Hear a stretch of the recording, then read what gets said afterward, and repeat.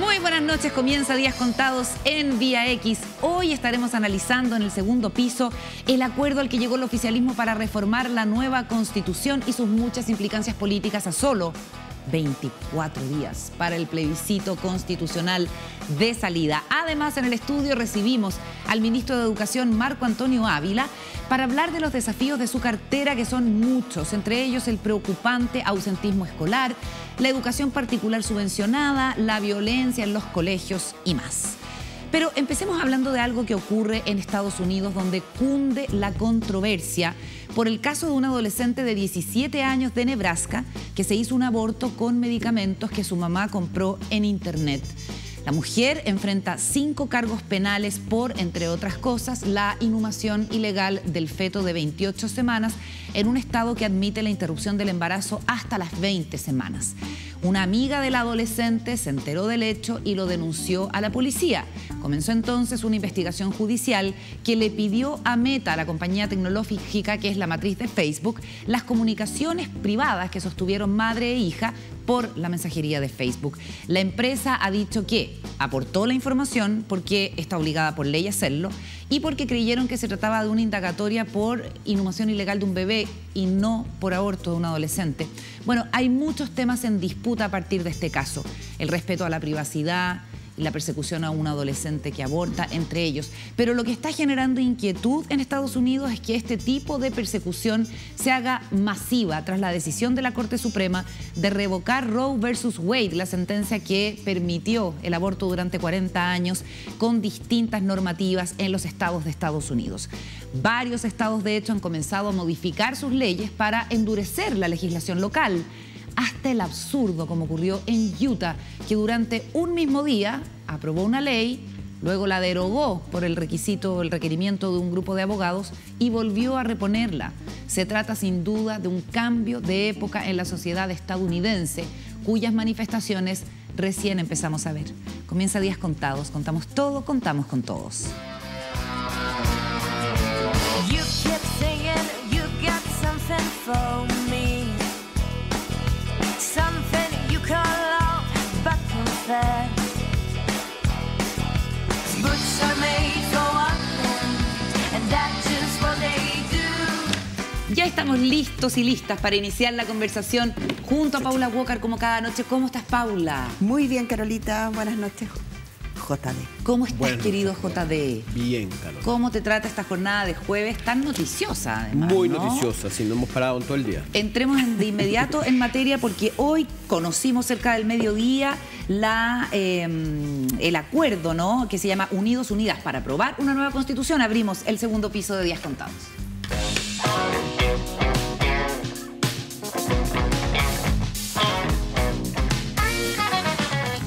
Bueno, la cita se dio en la biblioteca de la sede de Santiago del Congreso Nacional, hasta donde llegaron los presidentes de los partidos políticos, del oficialismo, de lo que conocemos como el socialismo democrático y también de Apruebo Dignidad, además de los coordinadores de los distintos movimientos que participan del gobierno. La ceremonia se llevó adelante con Alejandro Goich, que es el coordinador del Apruebo, que es el actor que estuvo antes en el comando de Yasna Proboste y que ha estado habitualmente en el mundo de la política, anunciando cuáles eran estos acuerdos que tenemos acá en un punteo, y luego se firma este documento. Quisiera saber, desde todo punto de vista, formal, de fondo, ¿cómo lo han visto ustedes?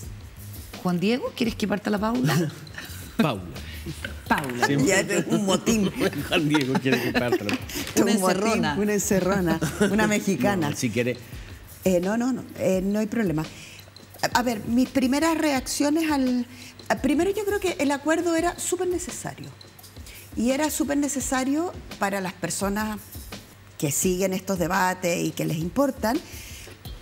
Todos coincidían, todos los presidentes y presidentas de partidos, movimientos que apoyan al gobierno del presidente Boric, coincidían en que había que aclarar, en que había que precisar, en que había que acotar. O sea, esos eran los verbos que usaron. En algún punto, el texto constitucional que tenemos que votar, ya sea apruebo o rechazo el próximo 4 de septiembre, parece que no es lo suficientemente claro en algunos de sus puntos. Entonces, para todos ellos hacer un acuerdo, que ahora podemos discutir los principales puntos, daba cuenta de que era importante ser más claros con la opinión pública. Entonces, por ejemplo, ¿qué cosa a mí me pareció importante? En educación, en salud y en pensiones se rescata el rol de lo privado. Es decir, se es muy explícito en decir que los sistemas, en todos esos sistemas va a haber siempre un rol y una participación del sector privado. ¿Por qué se hace? No porque el texto no lo tenga, y eso es súper importante.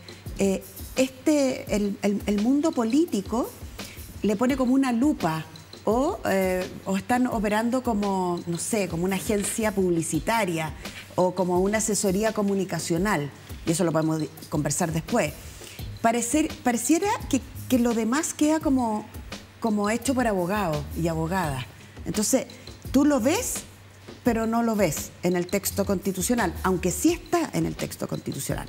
Los partidos lo que hacen es decir, expresamente va a estar un sistema mixto de pensiones, puede haber educación privada y particular subvencionada, y las ISAPRES van a seguir participando como seguros de salud privados. Entonces, lo que hace este acuerdo es aclarar, precisar, acotar. Explicitar también. Explicitar, muy bien.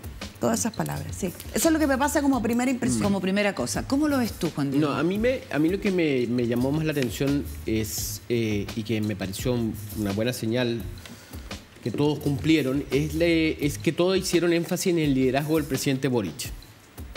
Todos dicen, todos los presidentes de partido que tomaron la palabra, que esto responde a cuando el presidente instó a los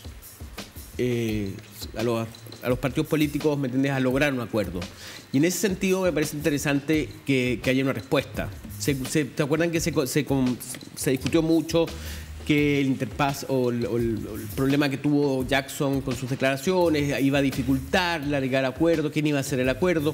Y vemos que se resolvió eso con esta instancia que es en la biblioteca del ex Congreso Nacional, miembros presidentes de partido que firman este documento, y en donde finalmente, como yo coincido con Paula en términos de que se aclaran qué es lo de la plurinacionalidad, lo que el sistema de pensiones son mixtos, el derecho de la vivienda que se protegerá en toda circunstancia, salud que no limita la participación privada, educación, el derecho social de existencia de la educación particular subvencionada,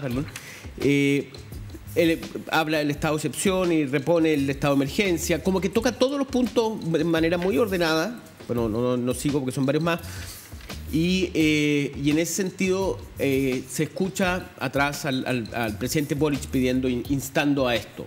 O sea, yo creo que hay una respuesta inmediata a esa solicitud y se resolvió rápido el problema de interlocutor que tenían con el partido político. Bueno, y uno piensa también en la molestia entre quienes consideran que es un error empezar a ponerle flecos y cosas que le cuelguen a un texto que ni siquiera ha nacido, que ha sido, por ejemplo, la postura de Daniel Jadwe. Pero vamos al punto de prensa a conocer algunas de las declaraciones de los presidentes de partido, precisamente después de esta ceremonia en que se firma este acuerdo para hacer modificaciones desde el oficialismo a la Constitución en la eventualidad de que ésta se apruebe.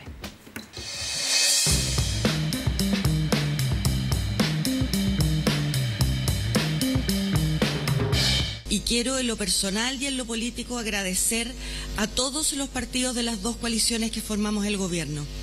Creo que esta fue nuestra primera gran prueba de generosidad, de trabajo conjunto y de no perder de vista que bajo el liderazgo del presidente Gabriel Boric estas cosas son posibles.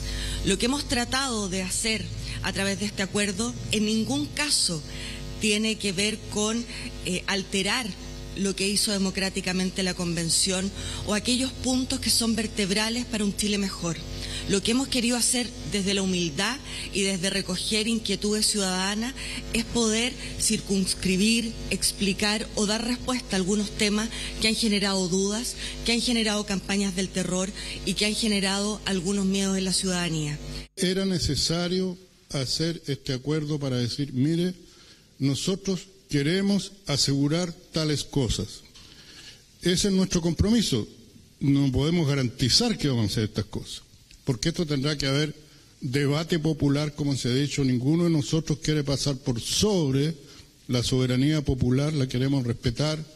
Tampoco desdeñamos el trabajo de los y las convencionales, han hecho un gran trabajo con este texto y, como lo hemos dicho al comienzo, la propia nueva Constitución, el propio texto dice que ésta se puede reformar y plantea el cómo y agrega que en esta reforma la participación del pueblo es necesaria. Guillermo Tellier de alguna manera alude o le da una señal a ese grupo descontento con que se haya hecho un acuerdo, que en su momento consideró que era llevar agua al molino de la derecha, fueron las palabras del propio Guillermo Tellier en la entrevista a Nuevo Mundo, o no sé, ese descontento que encabeza, por ejemplo, el alcalde Jorge Char de Valparaíso, que manda esta carta súper crítica de quienes estuvieron dispuestos a hacer este arreglo. Y la señal es bien clara cuando Guillermo Tellier dice: no podemos garantizar que vamos a hacer estas cosas porque esto va a requerir una modificación constitucional que puede incluso incorporar consulta popular. De hecho, eso pareciera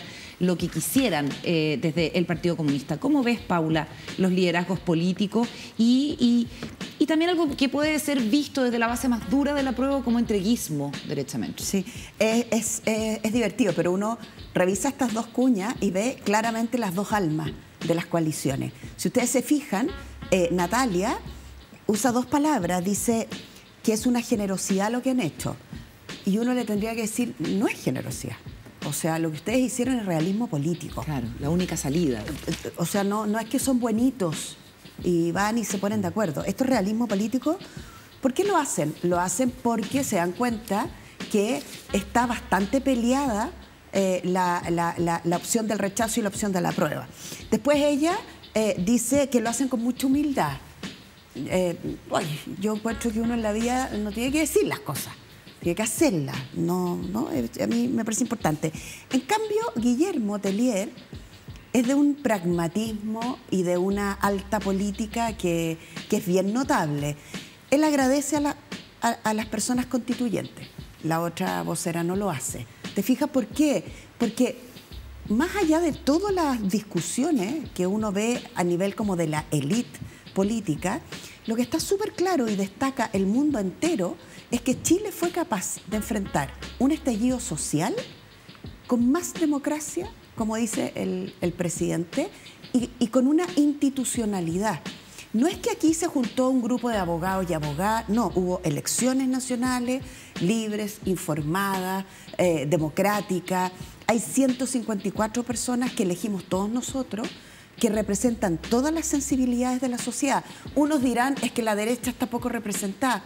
Bueno, en ese momento la derecha jugó sus cartas y salió lo que salió. Otros dirán que está mucho más representado en los movimientos sociales. Bueno, pero todo esto fue muy democrático. Entonces, lo que hace Tellier es saludar el esfuerzo de la constituyente y luego dice que se comprometieron, que querían dar una señal al país, pero que cualquier cosa que haya que cambiar es con el pueblo. Y ya no más cocina sin el pueblo. Se fijan que es muy notorio cómo estas dos personas comentan el acuerdo desde dos puntos de vista súper distintos. A mí me sorprende cómo las pocas palabras que dicen caracterizan también a sus coaliciones. Y además dice, el presidente nos instó a hacer esto de alguna manera.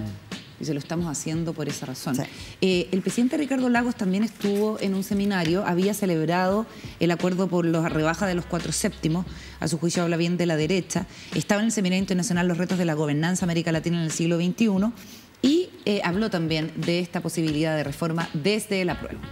Me he preocupado de plantear una opción de manera que ese debate constitucional llegue a buen puerto, sea que haya ganado el apruebo, sea que haya ganado el rechazo, y me parece que si esto lo tenemos claro, lo que tenemos que tener más claro es que tenemos que tener una constitución que satisfaga a la mayoría de los chilenos. Eso es una carta constitucional adecuada, porque en esa carta constitucional, ¿de qué se trata? Los procedimientos para que los chilenos que pensamos distinto nos pongamos de acuerdo. Y la verdad se encuentra cuando nos ponemos de acuerdo. En consecuencia, esas reglas para ponernos de acuerdo que es lo que te establece una constitución, tiene que tener el inmenso respaldo ciudadano. Bueno, y la gran pregunta es si este acuerdo, es divertido que Lagos estaba en el mismo edificio, digamos, estaba a la vueltecita de donde se estaba haciendo esta la hora ceremonia. coinciden perfectamente. Exactamente. Si este acuerdo va a servir, porque hay quienes dicen que ya es demasiado tarde y que ha quedado muy en evidencia que lo hacen por una cuestión de cálculo electoral, de que las encuestas están mostrando sustantivamente que va a ganar el rechazo, más que por una cuestión de convicción, de generosidad y de humildad. ¿Cómo lo ves tú, Juan Diego? Un tema también otro interesante, así como destacaba yo el hecho de que le endosan a Boric esta capacidad de haber puesto de acuerdo y que están cumpliendo con su orden. Lo otro es cómo le echan la culpa a la campaña de las fake news. Sí. Como diciendo, señores, esto lo hacemos porque, bueno, nos están motivando desde el otro lado a hacer esto. Que es una buena manera de fundamentar las razones para las cuales instar a las modificaciones, ¿no? Y en ese sentido, yo creo que y tiene un cariz principalmente electoral, ¿no? Esto no es una cocina, esto es una respuesta a una necesidad, ampliar la base electoral que tenemos nosotros. Y el otro elemento que a mí me parece interesante es la coincidencia, así como es coincidente que Lagos estuviera en el mismo edificio donde se da a conocer este acuerdo, es que Jadwe el día anterior dijera de que esto era una cocina y criticara por eso a su vez, como nosotros entrevistamos a Sharp, ¿no? Cuando hablamos de Sharp que también estaba en contra de todo esto. A mí me parece que la existencia de Jadwe y Sharp es un gran punto a favor de este acuerdo, porque hace como el extremismo lo deja fuera, es decir, bueno, ellos son extremos, nosotros no somos, nosotros somos centro. Entonces, en ese sentido, como que juegan, yo no sé si estará todo acordado, si será si todo medido y calculado, pero es una buena escena esa idea de dos personas que están en contra, Sharp y Jadwe, fuera de este acuerdo. Oye, veamos las declaraciones de Daniel Jadwe que antecedieron a este acuerdo que se firma hoy día al mediodía. Y por eso que yo soy tan duro con todas estas medidas de último minuto, digamos, de, por ejemplo, bajar los quórums para cambiar la Constitución a 4/7. Oye, los mismos gallos, hombres y mujeres, que no quisieron bajar el quórum para cambiar la de la dictadura, nunca en 30 años, ahora corrieron a bajar los quórums para poder cambiar la que hizo el pueblo de Chile. Yo creo que eso huele mal. Huele mal. No, algo huele mal, tía Vargas, señor. Además, algo huele mal. Huele a cocina de muy malos cocineros, ¿no? Entonces, esto de que además le hayan puesto urgencia, yo no lo entiendo mucho. Yo creo que aquí hay un proceso que hay que respetar. Huele a cocina de muy malos cocineros, dice Daniel Jadwe. Le preguntan a la ministra del Interior, Isquia Siches, que la verdad es que ha estado más bien marginada y concentrada en los temas de seguridad que de los asuntos políticos y de esto específico de las modificaciones a la Constitución. Y dice, no me corresponde comentar las declaraciones de Daniel Jadwe. Todas las coaliciones necesitan un Daniel Jadwe, ¿cierto? Eso es natural, alguien que esté como permanentemente haciendo el contrapunto, un villano dentro de los correligionarios, en fin. Y desde ese punto de vista ya es como un rol que él asume y que de hecho también puede servirle a la propia coalición y específicamente al Partido Comunista, porque a más de alguien debe interpretar con esto de que aquí no era necesario empezar a hacerle modificaciones a una Constitución antes de que naciera, pero para ver el arco y las distintas opiniones que hay al interior del oficialismo, también están las declaraciones de César Valenzuela, el convencional socialista, que hoy día en una entrevista en el Mercurio dice: advertimos que los lujitos de algunos eran demasiados. Y la respuesta fue que éramos amarillos, es decir, desde el propio mundo de los convencionales del oficialismo hay una crítica a los extremos que se dieron al interior de la convención y que terminan con esta cuestión de última hora que parece ser una necesidad para salvarlo, ¿no, Paula? Sí, sí. Y siguiendo esa lógica, piensen que cuando Jadwe, escuchamos esa cuña, ¿no es cierto? Y él dice, huele a cocina, llama a los cocineros.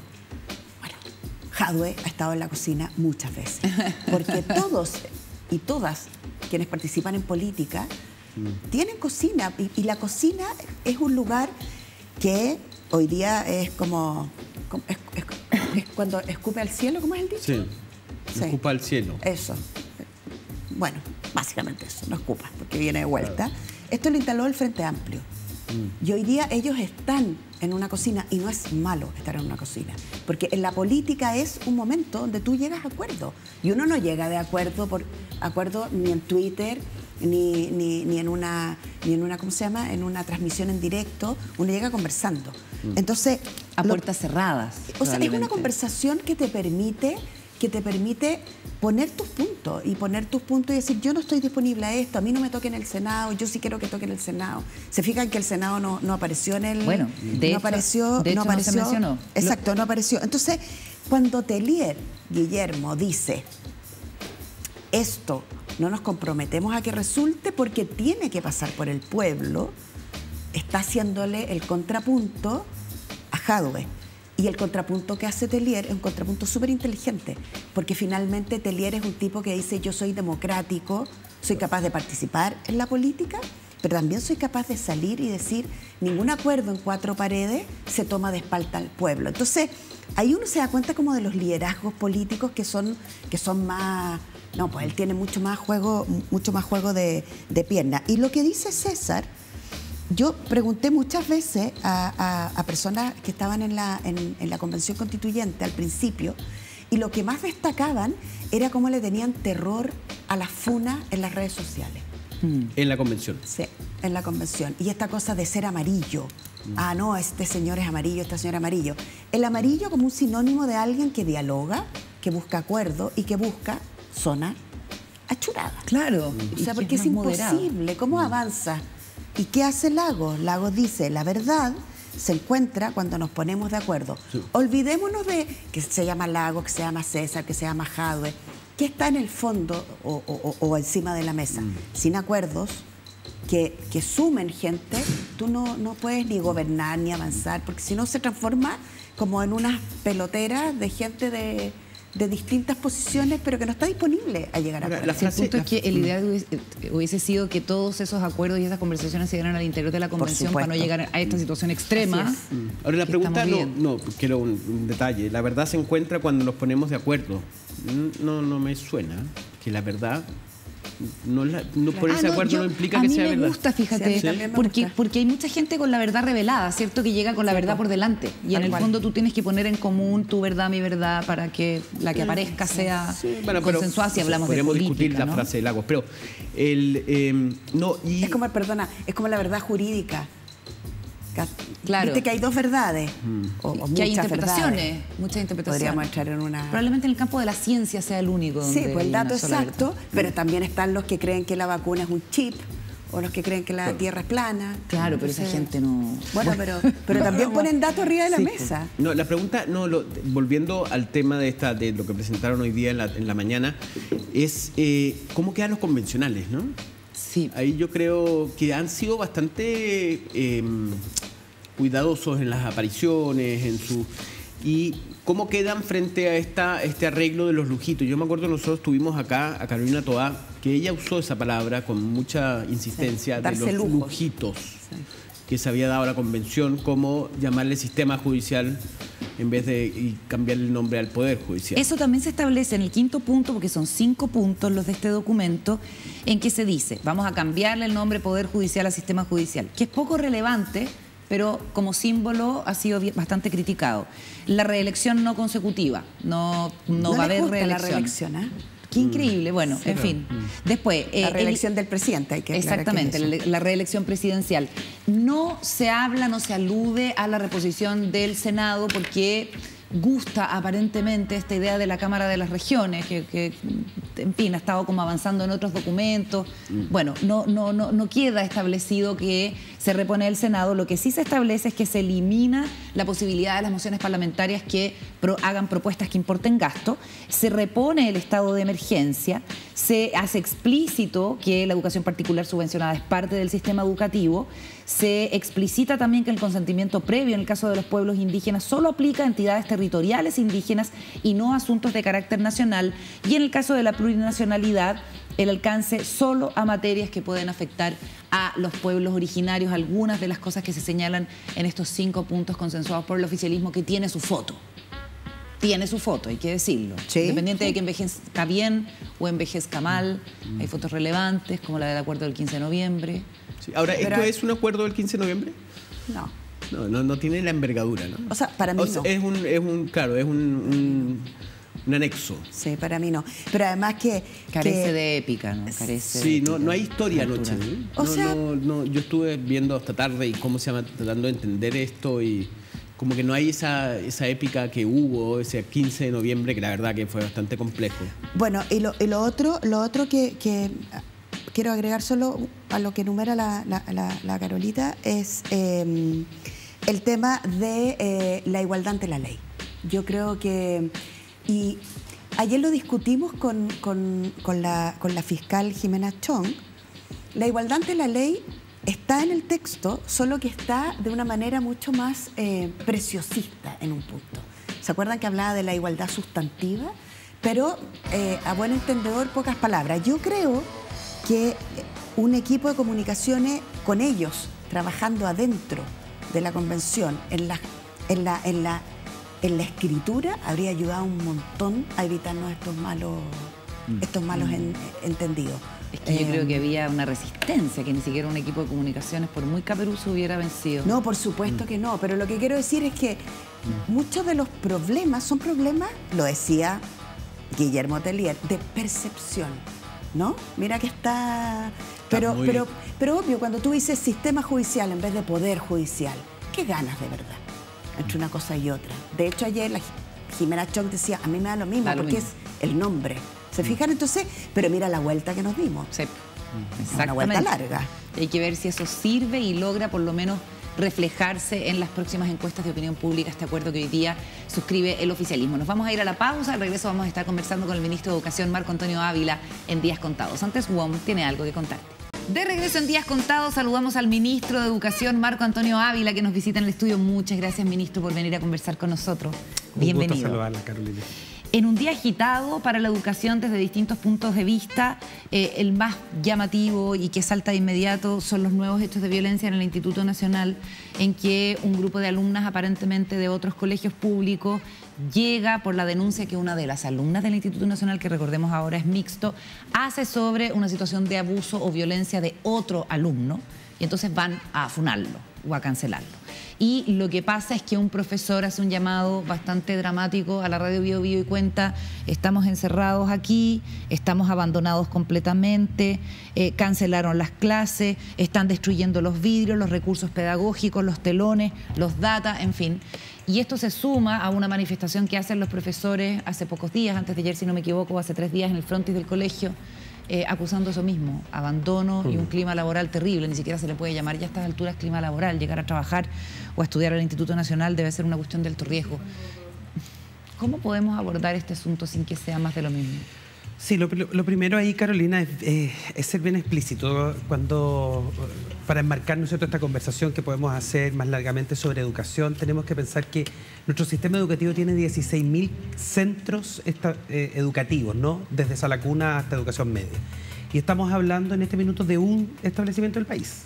Y probablemente cuando hablamos de estos hechos de violencia que rayan en lo delictual, incluso cuando suceden fuera del establecimiento y que tienen relación con el orden público, estamos hablando probablemente de 5 o 6 llamados emblemáticos.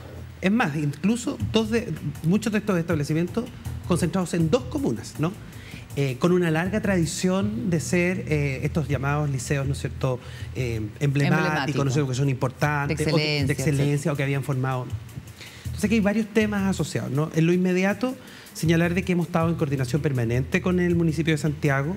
El municipio ha estado realizando acciones, yo ayer lo señalaba en una radio, yo tengo plena confianza en aquello que están haciendo desde el municipio de Santiago, entendiendo las limitaciones en términos económicos y de herramientas. Pero también hay una crisis, yo diría, al interior de los propios establecimientos, en donde los equipos directivos, junto a los profesores y profesoras, tienen que, con el apoyo nuestro, ¿no?, desde el Estado, diríamos, ¿no?, como instrucción general, y el propio municipio, revisar sus proyectos educativos. Aquí hay un fracaso del proyecto educativo, ¿no?, en términos de que, por ejemplo, todos estos lineamientos asociados, ¿no?, a cómo deben comportarse, ¿no es cierto?, los jóvenes, o las jóvenes en este caso. Yo voy a contar algo muy, muy puntual.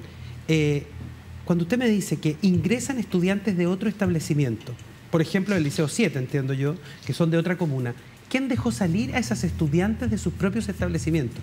¿Dónde están los adultos de esa situación? ¿Dónde están las familias de esas estudiantes? ¿Dónde están, ¿no es cierto?, quienes ejercen las labores de portería al interior del establecimiento donde llegan? O sea, seguramente se vieron desbordados una vez más. Es que es imposible, nos hemos visto desbordados porque de alguna manera el mundo adulto tiene hoy día un complejo importante respecto de cuáles son las acciones de los jóvenes y los ¿Del adolescentes. ejercicio de la autoridad? Absolutamente.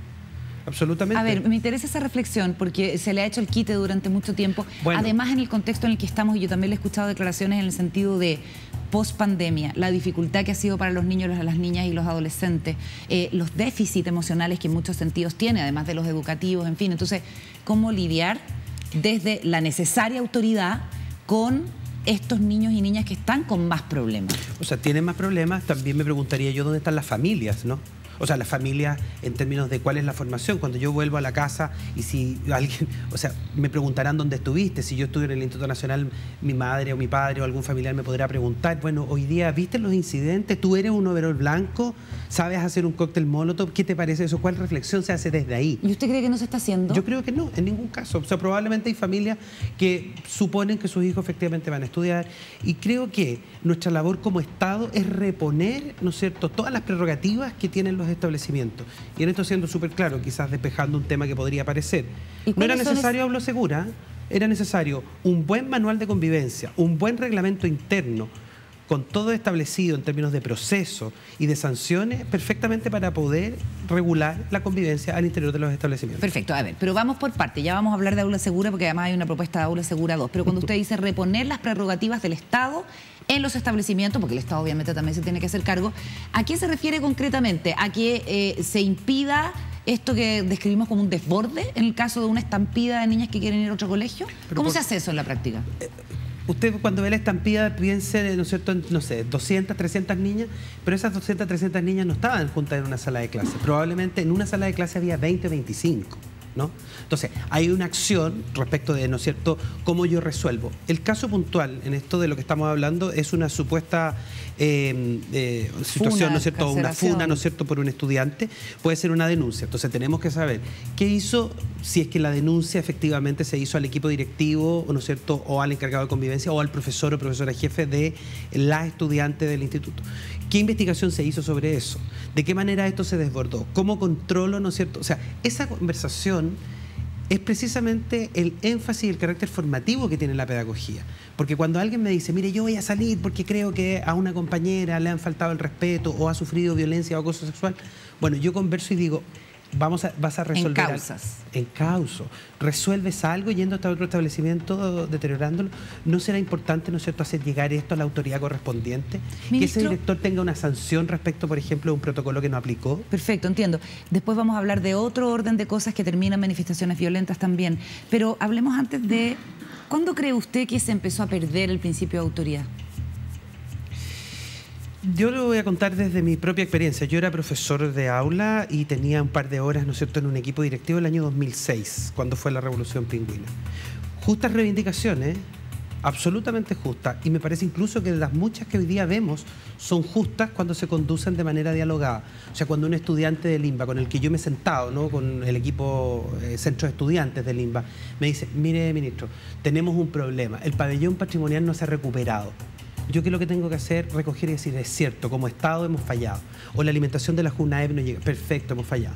Pero solo vamos a resolverlo en la medida en que usemos racionalmente los recursos del Estado, fiscalicemos el buen uso de los recursos cuando los distribuimos a los sostenedores, pero además de eso, detrás de cada esta situación tengamos una acción formativa que deje algo, ¿no es cierto?, para la conversación futura. Entiendo. Volvamos al 2006 cuando usted era profesor. Vuelvo al 2006. Yo creo que ahí se pierde un poco quizás la valoración de los hechos de ese minuto, ¿no es cierto?, que eran fundamentales y que empujaron, ¿no? Eso nos permitió después avanzar en el gobierno de la presidenta Bachelet en la subvención escolar preferencial, la Ley General de Educación, una serie de leyes que hoy día podemos mirar un poco incompleta o que les falta algo, pero fueron avances.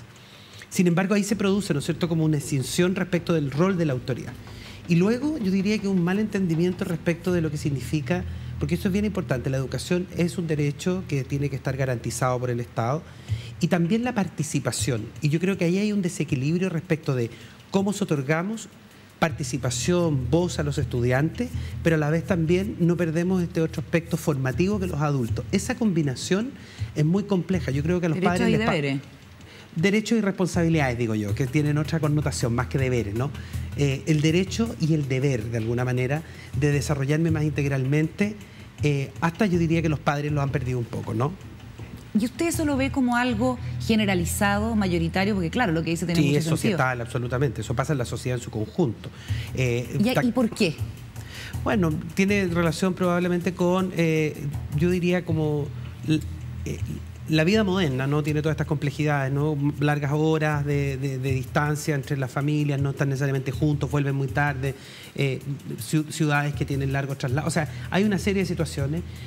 Yo diría que también que interrumpen, ¿no? De alguna así como sin ningún tipo de aterrizaje adecuado las tecnologías, las redes sociales, ¿no es cierto? Muchas de esto que, y ahí hay una labor educativa también, hay que procesar, ¿no? Y tenemos que enseñarle a nuestros estudiantes a procesar información, cómo no hacerse cargo de noticias falsas o reproducir contenido, por ejemplo, que no es adecuado.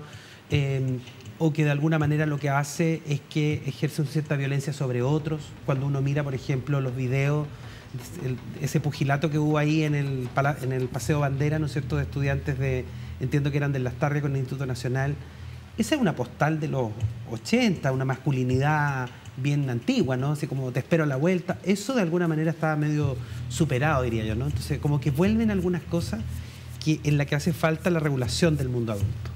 Ya, pero hay también realidades de violencia en varios colegios más que no están solamente en dos comunas y no son los emblemáticos, ¿cierto? Hemos visto situaciones en Iquique, en fin. Hay reivindicaciones por la mala infraestructura que hay en los colegios. Es inevitable cuando uno ve colegios con goteras, que usted le deben estar permanentemente diciendo. Un ministro en una administración anterior dijo, bueno, ¿por qué no hacen un bingo? En el fondo es una cuestión que pareciera no cambiar.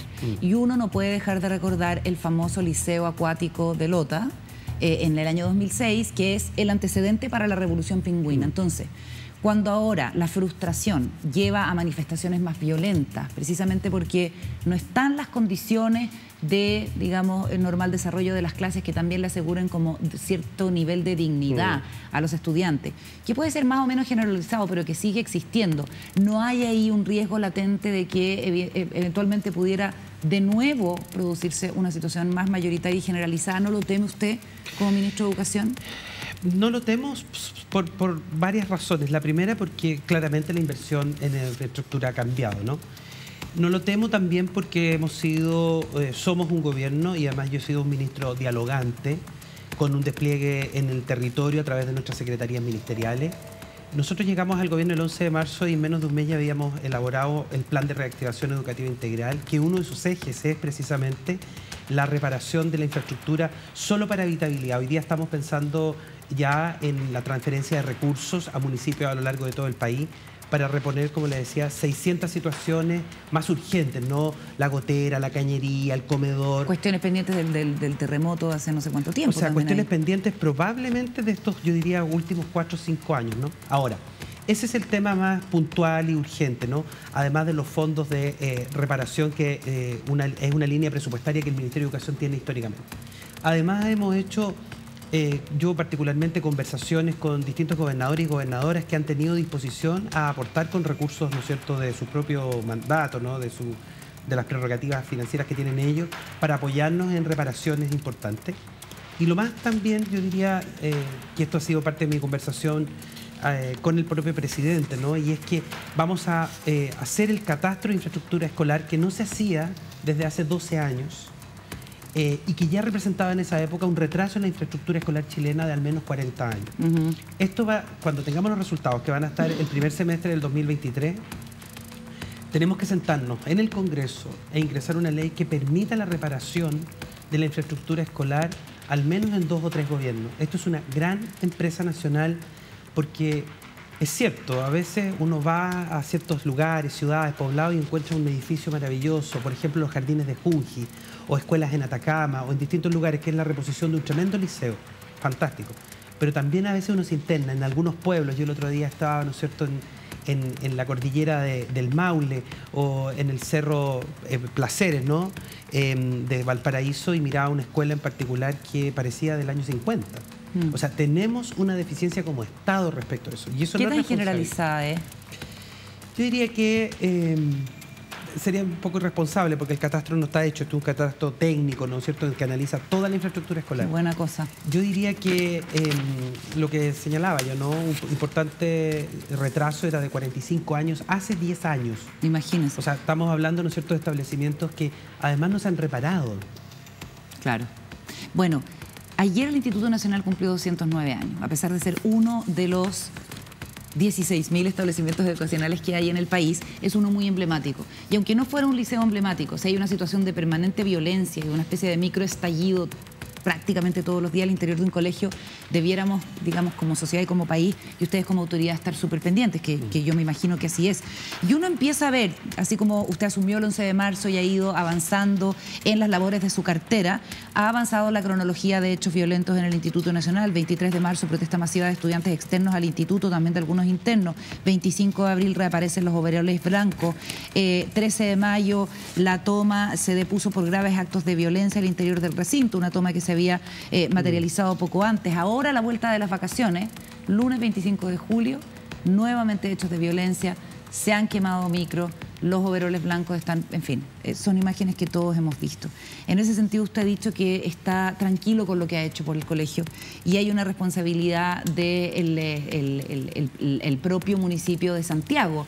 Se han instalado mesas de conversación, se han responsabilizado a las administraciones interiores desde el propio municipio, y esta es una conversación sin fin, de alguna manera. Y estas manifestaciones violentas son por distintas razones. Hay algunas veces en que los estudiantes las reivindican por problemas de la infraestructura o qué sé yo, y hay otras en que sencillamente no tienen explicación. Sí, yo quiero decir aquí que parte de esta crisis de autoridad, para tomar el tema desde un poco más atrás, tiene relación también de cómo se fueron evaluando algunos de estos hechos, ¿no? Y hay una conversación que yo siento pendiente, por ejemplo, aún con el Centro de Estudiantes del Instituto Nacional, con quien me voy a juntar, porque pedí juntarme con el Consejo Escolar, que son todos los actores, ¿no? Padres, madres, apoderados, estudiantes, asistentes de la educación, equipo directivo, en donde a mí me parece que uno no puede tener dos versiones, ¿no? En el internado Barros Arana nos pasó distinto. Yo me senté con ese Consejo Escolar y si bien todo el mundo buscaba soluciones, yo lo primero que instalé en la mesa, estando también la alcaldesa Hasler y el director de educación, fue, pero primero acordemos que con violencia no hay posibilidad de ningún tipo. Y si de alguna manera nosotros somos responsables o somos testigos de un acto que derechamente es delictual, como amenazar a un profesor, rociarlo con benzina o amenazarlo con un cuchillo, eso tiene que ser parte de la denuncia. Entonces nosotros también tenemos un problema y durante mucho tiempo que esto fue tratado como, bueno, finalmente, no sé, son parte de los estudiantes. Y esto no significa... ¿Y hay una responsabilidad de algún sector político en eso? Porque uno pensaría que en general el progresismo es más comprensivo con las manifestaciones de rebeldía de la juventud y que eso probablemente se terminó desvirtuando. No, yo soy militante de un partido del Frente Amplio, orgullosamente, y nunca hemos estado por avalar, ni siquiera el presidente, jamás en ninguna de sus expresiones, al revés. Hemos condenado la violencia permanentemente, ¿no? Ya. Y sobre todo cuando estamos pensando en cómo se pone en riesgo la integridad de otras personas. Hoy día, y esto es también importante señalarlo, tenemos una coordinación con el Ministerio del Interior respecto, ¿no es cierto?, de las acciones de seguridad que ocurren fuera del establecimiento, y así ha pasado, ¿no? Se han detenido a overoles blancos, están, ¿no es cierto?, en ese proceso, no podemos, estamos hablando de menores de edad, no, más de uno. Más de uno. Estamos hablando de menores de edad, se han implementado expulsiones, tanto en el Instituto Nacional como en el internado Barros Arana. ¿Ya? ¿Y ahí qué pasa con esos adolescentes? Son estudiantes que salen y que tienen que ser reubicados por el propio Ministerio de Educación, conservando, ¿no es cierto?, el derecho a la educación. Recuerden que esto es un justo equilibrio. Sí, pues. Ese estudiante sale de ahí, muy complicado. Pero yo no me olvido que es menor de 18 años y que por lo tanto tiene un derecho a la educación, y en ese sentido, yo se lo tengo que asegurar. La propuesta de algunos diputados de derecha que dicen esos alumnos involucrados en actos de violencia no debieran tener beneficios para la educación superior, por ejemplo, no acceder a gratuidad, que es lo que se conoce como aula segura 2. ¿Qué le parece eso? Es complejo eso porque de alguna manera estoy pensando en... que las personas no tienen derecho a la reivindicación o a la reinserción, si pensamos, ¿no es cierto?, en un chiquillo que efectivamente está en un error de ese tipo, independiente que haya estado, ¿no es cierto?, expulsado del establecimiento por el reglamento interno o sancionado, ¿no es cierto?, pero si es condenado. Y si es condenado por fuera, ¿no? ¿Y si es condenado? Es que es complejo. Si usted se fija, cuando han pasado ese tipo de cosas, nosotros lo hemos estudiado, cuando uno accede a ese tipo de medidas, puede estar conculcando el derecho a la educación, Claro. y eso significa que después usted tiene que dar cuenta en organismos internacionales, ¿no? Entiendo. Entonces, yo creo que hay que aplicar nuestra propia normativa, tanto escolar como la normativa o lo jurídico, no sé cómo se dice, las herramientas legales que tienen, ¿no es cierto?, desde seguridad, y no perder nunca de vista que las escuelas son espacios de formación educativo. El Instituto Nacional no tiene solo esos 20 estudiantes que están ahí. Tiene muchos más que eso. Son como 3.000. Claro, pero piensa Y usted, le fue 20 bien en estudiantes. el INBA con el centro alumno. Sí, pero pero después igual volvieron a tener problemas. Ah, volvieron a tener problemas. Sí, claramente. Y el propio centro de estudiantes, de alguna manera, se vio un poquito acorralado porque había sido dialogante. Claro, porque esas son las instancias Bueno. oficiales de representación y Exacto. Y de que alguna rechazan manera, la violencia. Exacto. Y claramente dentro de los estudiantes existen, ¿no es cierto?, probablemente movimientos que ven en esta vía la solución, pero nosotros somos el Estado y tenemos que tratar de garantizar en el marco del respeto, obviamente siempre, ¿no?, de los derechos del niño, de los derechos, ¿no es cierto?, estudiantiles, de los derechos humanos también, la acción también que de alguna manera resuelva eso, que se pone en riesgo la vida y la integridad de otros miembros de la Se va comunidad. a reunir con el Consejo Escolar del Instituto Nacional. ¿Y qué le dice a los profesores que dice estamos en el abandono total? Hoy día un profesor llamando a la radio para denunciar lo que Sí. estaba pasando. Primero yo creo que uno siempre debería empatizar porque yo no estoy ahí, por lo tanto me imagino y comprendo no solo el dolor de ver ese proyecto educativo quizás hoy día haciendo aguas, ¿no?, fracasando, si usted quiere, ¿no? Pero también creo que es una oportunidad para nosotros como Estado apoyar. No somos sostenedores, el sostenedor del Instituto Nacional es el municipio de Santiago hasta que sea traspasado como Servicio Local de Educación Santiago, que eso es en el marco de la educación pública. Pero nosotros tenemos que seguir oficiando de puente, tenemos que seguir allanándonos. Yo he tenido el Ministerio de Puertas Abiertas. Le digo a esos profesores del Instituto Nacional que no se sientan abandonados, tienen un ministerio. Yo soy profesor, mi experiencia es la que viene del aula, fui directivo escolar y por lo tanto comprendo plenamente cuáles son sus complejidades. Pero también que nos sentemos a conversar con compromisos de la comunidad completa respecto de qué vamos a hacer como adultos para retornar al proyecto educativo que tenía ese establecimiento. La educación, por cierto, es un tema muy importante en el texto de la nueva Constitución. Hoy día se ha hecho un anuncio desde el oficialismo en orden a asegurar y hacer explícito que va a estar la educación particular subvencionada, y hay disputas apasionadas entre los defensores del rechazo y el apruebo precisamente por el tema de la educación. Una de ellas se dio hoy día en la Cámara de Diputados con un alegato por un panfleto que se está repartiendo, según diputados oficialistas, cerca de los colegios y que tergiversa, distorsiona el tema de la educación sexual, como quedaría en el texto de la nueva Constitución si es que se aprueba. Le propongo que miremos esa controversia para entrar en materia con Paula Walker y con Juan Diego Montalva en el mesón acá en Días Contados. Aquí los diputados de la derecha se escandalizan porque estamos enrostrándoles en sus caras la infamia, la inmoralidad que promueve el rechazo. Volantes del rechazo repartidos cerca de escuelas que sexualizan a la niñez y mienten. Eso es lo que indigna a los diputados de la derecha, incluso de Bópoli, que aquí tenemos al diputado tuiteado. También en los niños, pero no, sí, con eso la no vamos a estar de ideología acuerdo, es que de pero eso mire, estamos esa hablando es la aquí. imagen. ¿A usted le parece bien que Pero se difunda usted- eso desde el rechazo? ¿Lo representa, diputado? ¿Le parece No. bien? ¿Lo representa? No. Entonces Ya. dígalo, está mal. Pero no ustedes deberían estar hablando de lo bueno que es su... Por eso ahí dice, la nueva Constitución protege a la niñez. Pero Lo está bueno lleno de la nueva artículos que le hace Constitución mal a es los que niños. efectivamente se Está lleno de protegen los artículos que le derechos hacen de mal la a los niños. niñez Ustedes son en varios artículos, el artículo 26, el artículo 108 y 109, el artículo 116, el artículo 117. Bueno, están bastante crispados los ánimos. Vamos a compartir con ustedes el famoso panfleto que uno entiende, que uno supone que no es de una... que no viene del comando oficial del rechazo, sino que, bueno, tiene que haber salido por ahí, en fin, no sé, por lo menos no ha sido atribuido de esa manera. No tiene logo. No tiene logo, no tiene el logo oficial de la Franja No Ciudadana tiene- por el rechazo, el por rechazo, ejemplo. no tiene logo. Que es el siguiente, dice: por las mentes indefensas rechazo esta demencia. Josefa, ¿qué estás haciendo? La tarea, mamá. Y hay una niña con un juguete sexual y se supone que esta Constitución va a generar unos contenidos de educación sexual inapropiados para niños pequeños. Hay también un proyecto de ley que está impulsando el gobierno y que está a cargo de nuestro invitado, el ministro de Educación. ¿Cómo ves, Marco Antonio, toda esta polémica? A ver, es bien importante señalar que yo no me puedo referir en particular a la situación, al plebiscito, ¿no? Al debate, ¿no es cierto?, en particular con eso. Pero sí señalar, ¿no?, como educador y hoy día a cargo de la cartera de educación, que nosotros tenemos una serie de avances, ¿no?, que se han provocado en estos últimos años, ¿no? Tenemos un acuerdo impulsado desde el gobierno de la presidenta Bachelet por una agenda de género, hay una ley de salud del año 2010, Chile tuvo las JOCAS, ¿no es cierto?, el año 99, o sea, aquí ha transcurrido mucha agua.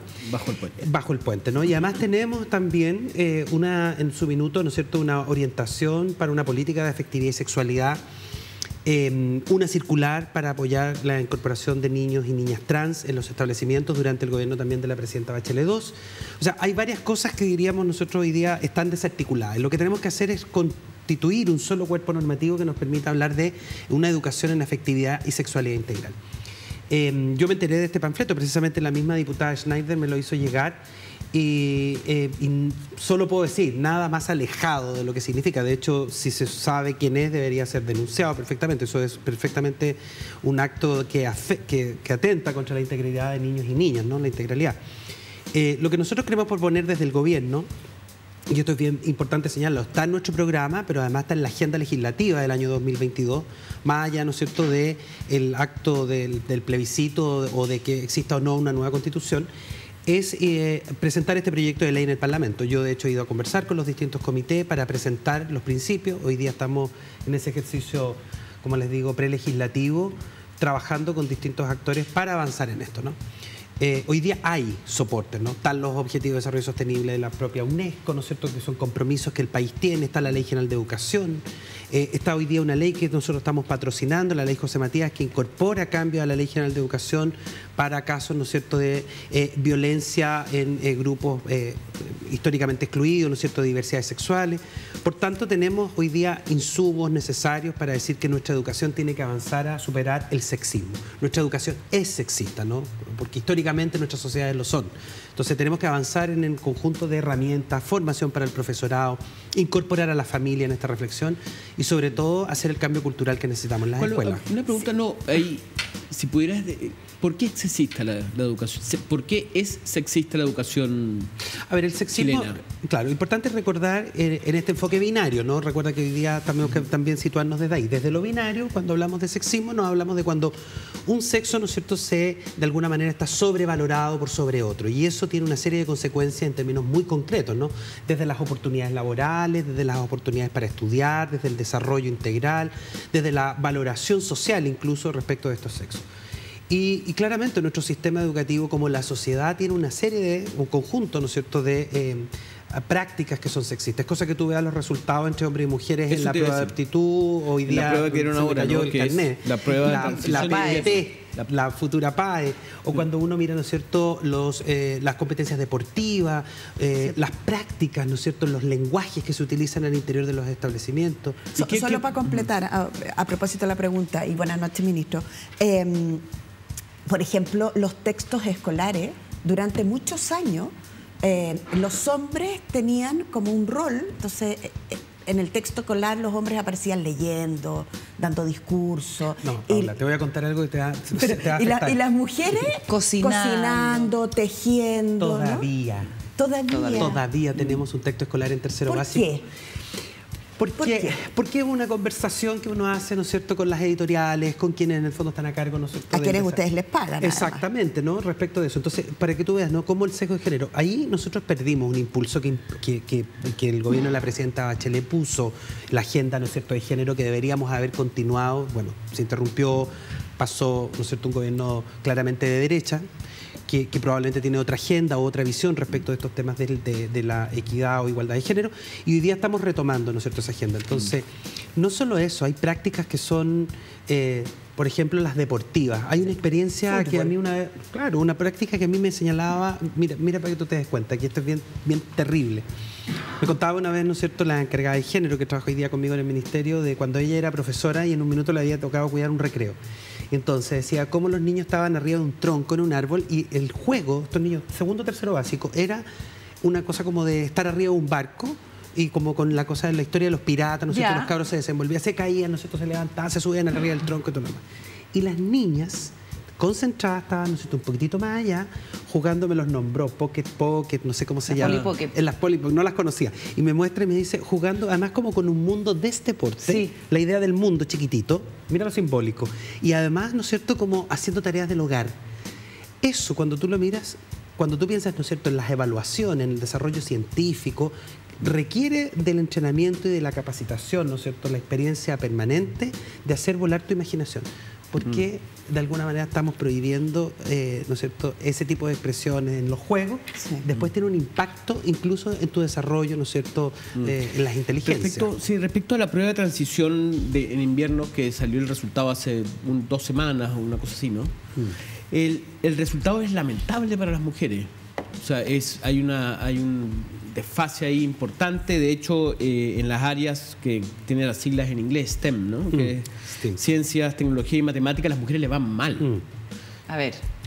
A propósito de lo mismo, ¿no? ¿Qué hacen? Pero hay un retroceso respecto de las pruebas anteriores. No, primero no son comparables. PDT no se puede comparar con PSU en ningún caso. Ni tampoco PAES vamos a poder comparar con PDT. No sé, en términos, voy a decir, psicométricos, ¿no?, de lo que significan las evaluaciones a gran escala.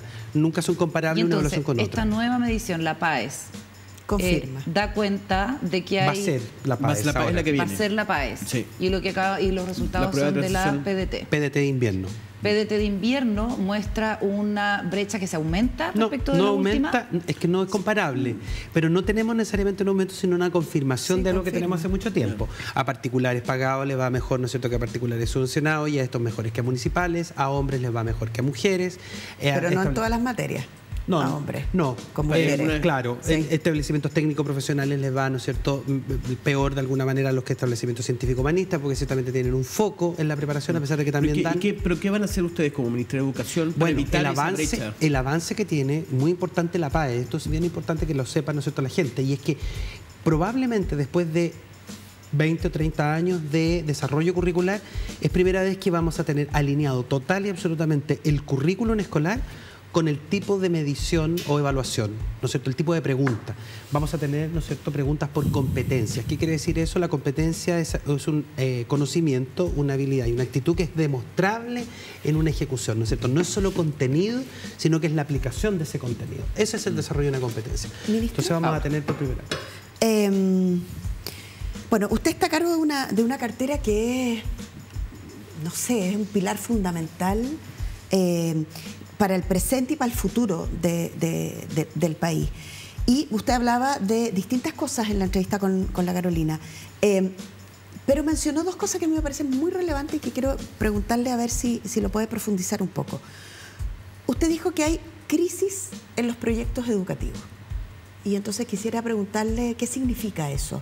Porque proyecto educativo, en cada uno de los colegios, estamos hablando de palabras mayores. Entonces, como precisar un poco qué es que esté en crisis el proyecto educativo. Y lo segundo es el tema de la infraestructura. Nosotros tuvimos como experiencia en el gobierno de la presidenta Bachelet la reforma educacional y fuimos a preguntarle a las personas qué significaba para ellos la reforma educacional. Y lo hicimos a través de distintos focus y entrevistas con padres, madres, sobre todo de distintos tipos de colegios. Y para las personas la reforma educacional se tiene que ver. La reforma educacional no puede ser algo que la gente no ve. Entonces, para las personas la reforma educacional era que los colegios dejaran de tener letrinas, que los vidrios, que las ventanas tuvieran vidrio, que en el invierno los niños y las niñas no pasaran frío. Ay, qué atroz, qué elemental. Tú eras funcionario del ministerio además, ¿no? En el segundo gobierno de Michelle Bachelet. Que a cargo de educación media. Que si mi hijo o mi hija quiere ser chelista, tenga un chelo en su escuela. Exacto. Que si quiera jugar fútbol, exista en los arcos malla y la pelota no se caiga al sitio de al lado. Al lado de los quesos del vecino. Efectivamente. Entonces, y una tercera, pero ya es muy larga la pregunta, crisis de autoridad. Usted la sitúa en el 2006. Quiero un poquito más de profundidad en esas 3 cosas, si se puede. Sí, por supuesto. Bueno, es una gran oportunidad para poder pensar y compartir con ustedes, ¿no?, lo que nosotros creemos que debería ser nuestro programa de gobierno y lo que queremos desarrollar. Nosotros hemos venido hablando, ¿no es cierto?, de un cambio de paradigma educativo, reconociendo y valorando todos los avances que se han producido, ¿no es cierto?, en el país en materia educacional en los últimos 30 años, que han sido muchos y que hay que valorar bastante. Sin embargo, creemos que hay algunos elementos que son de carácter más estructural. Yo lo decía en la interpelación que me hicieron los parlamentarios, nosotros no somos un gobierno refundacional, pero sí somos de gobierno de transformación. Y hay algunos elementos que han estado puestos, ¿no?, a partir de la Ley General de Educación en adelante, que han ido distorsionando desde nuestro punto de vista, ¿no? Como por ejemplo el sistema de aseguramiento de la calidad basado en el accountability, ¿no?, que es la típica experiencia que uno remite, ¿no es cierto?, como a algunos estados, ¿no es cierto?, de Norteamérica, o la situación en Inglaterra, o en Gales, o en Escocia, que son quienes tienen más de ese tipo de modelos, ¿no? Esta evaluación estandarizada, a gran escala, que de alguna manera clasifica, categoriza y sanciona. Pero es proceso, no es resultado. Es resultado. En el caso, ¿no es cierto?, de esto, es claramente resultado. Hoy día Inglaterra está viviendo una crisis tremenda respecto de este tipo de modelo, ¿no? Y nosotros también lo estamos viviendo. Hace 10 años el CIMSE está estancado. Lo único que hace el CIMSE es que reafirma y comprueba la realidad o el origen y la segregación, las brechas socioeconómicas que tienen los ¿Y va a haber establecimientos. CIMSE? Podemos hablar de eso también, va a haber CIMSE, ¿no? Porque ustedes no querían. ¿Qué es lo que queremos hacer, no es cierto? Nosotros queremos proponer un cambio en eso, no por dejar de evaluar. Yo soy profesor y claramente valoro las evaluaciones. Vamos a seguir evaluando. Y tiene que haber evaluación, ¿no es cierto?, a gran escala. Y puede ser censal o muestral y lo podemos discutir en el Parlamento y con los especialistas, los expertos, expertas. Sin embargo, lo que creemos es que eso no puede estar asociado a una categorización de los establecimientos que coloca un rótulo. Y lo segundo, tampoco al cierre. Hoy día la actual ley permite el cierre de un establecimiento, es decir, el Estado cerrando escuelas, cuando lo que necesitamos es que el Estado abra y acompañe establecimientos. Eso para nosotros es una motivación importante. En el marco de eso, al producirse, ¿no es cierto?, este cambio de paradigma, uno quita presión al sistema, modifica de alguna manera también y aprovecha la experiencia de la pandemia, que tuvo una priorización curricular, es decir, se redujo el currículum. Aprovechamos mayormente eso para que las experiencias escolares no tengan que ver con cobertura, sino que más bien con profundidad. Eso es lo que hacen los mejores sistemas del mundo. Por ejemplo, ¿qué tienen? Un ejemplo entendible. Por ejemplo, algo que se llama ABP, por ejemplo. El ABP es la posibilidad de que un estudiante reconozca una problemática en su contexto y lo vincule a la materia y haga una investigación respecto de eso y una solución. Les voy a contar, esto no es del mundo, del mundo desarrollado. Esto lo vi este año en mi primera visita a la Araucanía en el Liceo de Trobolhue, Servicio Local Costa Araucanía, en el viaje que hice junto con la ministra Siche, ¿no es cierto?, a la Araucanía, y vi cómo estudiantes de segundo medio de ese liceo hacían una investigación en un humedal que estaba a 3 pasos, liceo público, municipal, y con eso se estudia ciencia, lenguaje. Integrando materias. Solo se va a permitir, solo va a pasar esto que nosotros estamos buscando en la medida en que no tengamos estas medidas de presión. Yo fui director de escuela. Al final lo que uno hace es, mira, ¿sabéis qué? A veces uno cede a la tentación de los profesores, entrenemos para el CIMSE. ¿Por qué? Porque hay un incentivo perverso, me dan un bono, salgo bien categorizado, subo la matrícula. Eso es lo que ha pasado con nuestro sistema educativo, lamentablemente. Este cambio de paradigma implica, ¿no es cierto?, estos procesos también de generar mayores niveles de participación, implica, ¿no es cierto?, la revisión del proyecto educativo, detrás de este gran proyecto educativo nacional que debería ser, ¿no es cierto?, una educación integral. Vamos a lo que te pregunta la Paula, porque nos queda poco rato y tenemos que hablar del CAE. A propósito del principio de autoridad, te decía cómo profundizar un poquito más en eso. Lo de la autoridad, yo creo que es una crisis, yo se lo decía, ¿no?, a Carolina en la entrevista anterior. Lo pusiste en el 2006. Sí, yo situaba el 2006 porque es mi experiencia como profesor, ¿no? Yo era profesor, estaba saliendo un poquito del aula con un cargo directivo. Revolución Pingüina. Revolución Pingüina. Y yo creo que ahí probablemente... Pero también es autoridad de los profesores y las profesoras. O sea, todo, yo creo que todo, porque de alguna forma es una sintonía. Yo creo que en ese minuto no había nadie en el país que no tuviera sintonía con la demanda, por ejemplo, de un liceo que se llovía, ¿no es cierto?, el liceo acuático, y empezaron a revelarse una serie de cosas que hubo una muy buena respuesta política, ¿no?, al menos de parte, ¿no es cierto?, de la autoridad de su minuto, que era la presidenta Bachelet, al impulsar, por ejemplo, la subvención escolar preferencial. Es primera vez que el mundo político, especialmente la derecha, se abre a entender, educar niños más pobres es más caro. Entonces hagamos una ley, subvención escolar preferencial. Tenemos que cambiar la LOCE, ley de la dictadura, y hagamos la Ley General de Educación.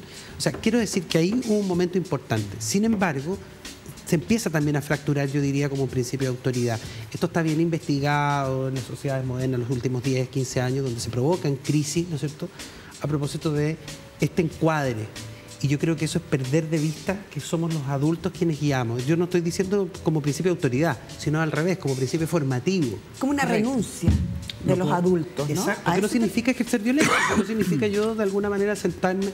Ya, yo soy bien crítico, no tengo hijos, por si acaso, pero soy bien crítico cuando yo a toda mi familia recomiendo, oye, 1 hora de pantalla diaria es suficiente y todo lo demás. Bueno, yo no me meto mucho, pero veo que sobrinos, no sé, 6 horas de pantalla. Abandonados al celular. Y uno entiende, ¿no es cierto?, las dificultades que tiene. Pero eso es una crisis de autoridad, yo creo también, ¿no? Padres que de alguna manera nos hacen... Ministro, el gran tema, un tema que yo soy bien crítico, que es el tema del CAE. Que usted salió, obviamente dice que ese es uno de los compromisos de este gobierno. Y a mí siempre yo cito como ejemplo el hecho, por ejemplo, de la cantidad de demandas que tiene el Estado chileno. Hay un dato que, volviendo a la Araucanía, como usted señalaba en su viaje con la ministra Isquia Siches, en la Araucanía, a raíz de eso, supe que había un 20% de la población que tenía acceso a agua potable. Hay un 80% que no tiene acceso a agua potable. Vendo el déficit de vivienda, ¿no? O sea, hay una cantidad de cosas en las cuales deberíamos de focalizar el gasto público. ¿Por qué vamos a focalizar el gasto público en gente que pudo ir a la universidad y que de alguna manera es privilegiada frente a otras necesidades bastante más básicas? Y eso yo creo que explique... Sí, ahí yo partiría, Juan Diego, solo con una diferencia de lo que usted plantea, ¿no? Y yo no hablaría de gente privilegiada. Yo creo que eso ha sido un error pensar de que son personas privilegiadas porque de alguna manera acceden, ¿no es cierto?, a una educación superior que se da además en un modelo bastante desregulado. Vuelvo a... Digo privilegiada frente a la gente que no tiene agua, que no tiene vivienda. En ese contexto, claro. Ahora, es importante señalar esto, no estamos hablando de personas en ningún caso que sean millonarias y quizás lo más importante es entender de que desde nuestro punto de vista, ¿no?, el CAE fue una mala política pública, ¿no?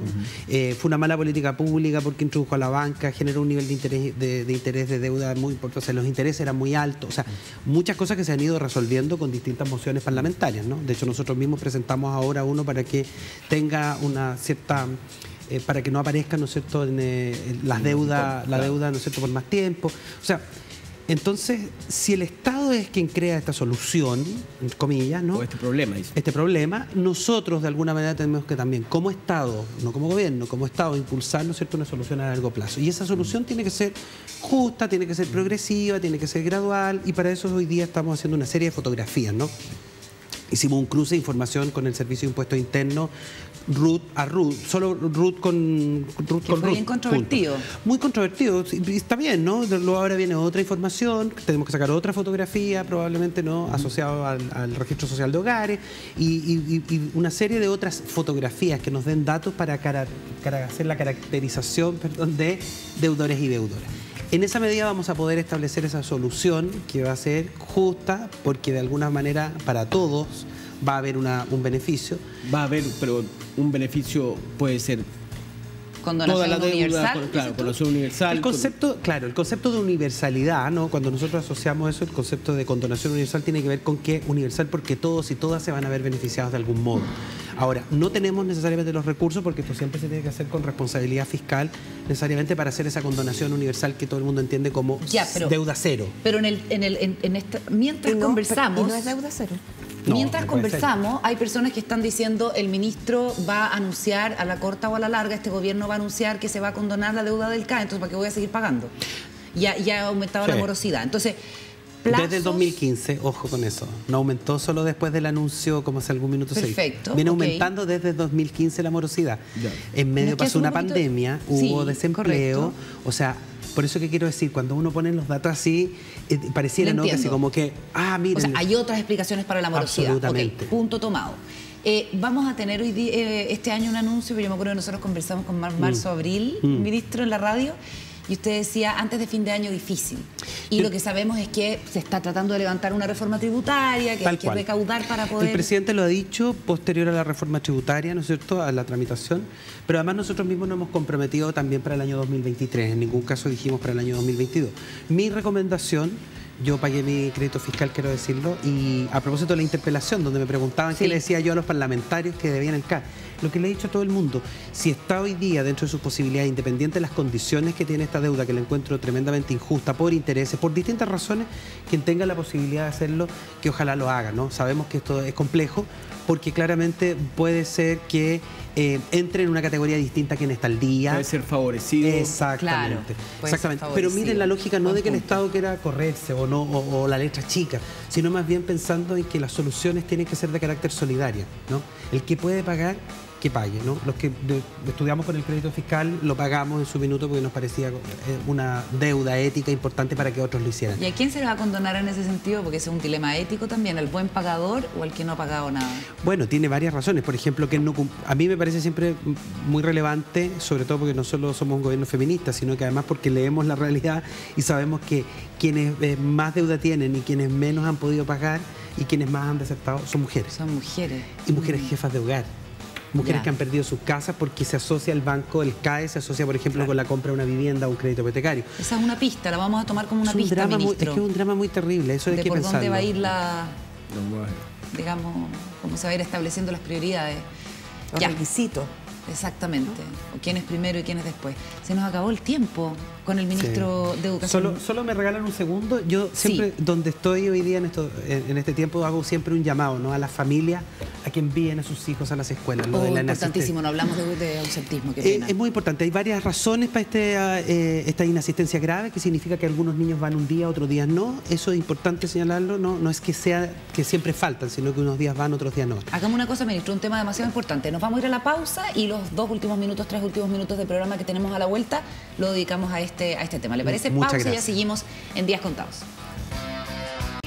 El Ministerio de Educación está impulsando una campaña para que las familias lleven a sus niños y niñas al colegio porque ha aumentado el ausentismo, que si se convierte en ausentismo crónico genera una serie de problemas. 68% de asistencia nomás en el mes de junio. Sí, yo eso es un poco lo que estaba ahora revisando los datos. No, a ver, importante, la información que tenemos de este informe que provee la Universidad Católica, y entiendo que con la Universidad de Chile, con datos que nosotros mismos también aportamos, es más bien una muestra, ¿no? Fueron entrevistas a directores y directoras de colegio para poder reportar causas, pero también porcentaje. Nuestro sistema de información de gestión escolar, SIGE, que es un sistema computacional donde todos los días las escuelas reportan la asistencia e inasistencia, nos señalan de que ese resultado es un poquito más elevado. Es preocupante, ciertamente, no quiero decir que no sea fácil la tarea que tenemos. O sea, que más niños están yendo a clase. Sí, es más o menos el 83, 82%. ¿Y eso cómo es en relación al histórico? Es muy bajo, porque siempre en Chile hemos tenido 92%. Ese es nuestro porcentaje promedio en la historia. ¿Es producto de la pandemia? ¿Es producto de la situación psicológica de los alumnos? Hay varias razones. La primera que nosotros entendemos es que hay en la aplicación del protocolo COVID, es decir, 333, se llama así, el 333. 3 niños en una sala, el curso entero, ¿no? Probablemente vamos a tener que hacer un ajuste de ese protocolo, porque son 3 niños contagiados e inmediatamente el curso se suspende en las clases. Claro. Y si son 3 cursos, se suspende el establecimiento. Ya. Claro. Eso tenemos que reformarlo, ya lo estamos conversando con la ministra Yarza, porque tenemos que avanzar en un cambio quizás de ese protocolo en vista al 2023. Lo segundo es el dato, ¿no? Quienes menos asisten o quienes tienen más inasistencia grave son estudiantes entre kinder y tercero básico, que es muy coincidente con niños y niñas que no tienen su esquema de vacunación completo o derechamente no están vacunados porque los padres temen a las consecuencias de la vacuna, ¿no? Entonces, por lo tanto, ahí hay un mensaje más bien de salud importante que señalar. Claro, Y lo se tercero, asustan. y lo tercero es la valoración del sistema, ¿no? O sea, como puede haber algo más cultural respecto de familias que dijeron, bueno, mira, estos 2 años igual aprendiste en la casa, medio quédate, a lo mejor podéis hacer las tareas acá. O papá, déjame quedarme en la casa. Pero, ¿qué consecuencias tiene para los niños y las niñas no ir a clase? Bueno, las primeras para mí son las de la socialización. Precisamente los temas de clima escolar tienen que ver con eso. 2 años distantes en que no estuve con mis compañeros, no aprendí a socializar, no entendí cómo se resolvían conflictos. Hay una cuestión esencial ahí humana, ¿no?, del contacto de las personas. Y lo segundo, los aprendizajes claves, ¿no? Los datos del diagnóstico integral de aprendizaje de la Agencia de la Calidad nos señala que los alcances en la lectura, por ejemplo, eran muy bajos. Menos del 70% alcanzaba las competencias lectoras. Claro, 82 de rezago de lectura en ese mismo estudio de la Católica de Chile. Exacto, exactamente, ¿no? Eso lo sabemos ya, y yo diría que hoy día estamos entregando algunas herramientas precisamente para eso. Mañana vamos a lanzar, por ejemplo, un curso junto al Centro de Perfeccionamiento e Investigación Pedagógica, el CPIP, ¿no? Que es parte de nuestro ministerio, para 23.000 profesores en bienestar escolar y clima, ¿no? Eso es un curso gratuito que vamos a dar, así que estamos muy esperanzados. Muy urgente ese, ¿no? Absolutamente. Urgente. Muy, muy bueno eso, la información. Entonces, el Mineduc, muchísimas gracias, ministro, por haber venido a conversar con nosotros. ¿Ah? Muchas gracias a ustedes. ministro. Y nos acompaña a cerrar el programa Paula Walker, un gusto hasta mañana. Hasta mañana. Hasta mañana. Me quedé Hasta mañana, pensando. Juan Diego. Hasta mañana, creo. Que estén muy bien. Gracias, Muchas gracias ministro. por la compañía. Chao, chao. Gracias.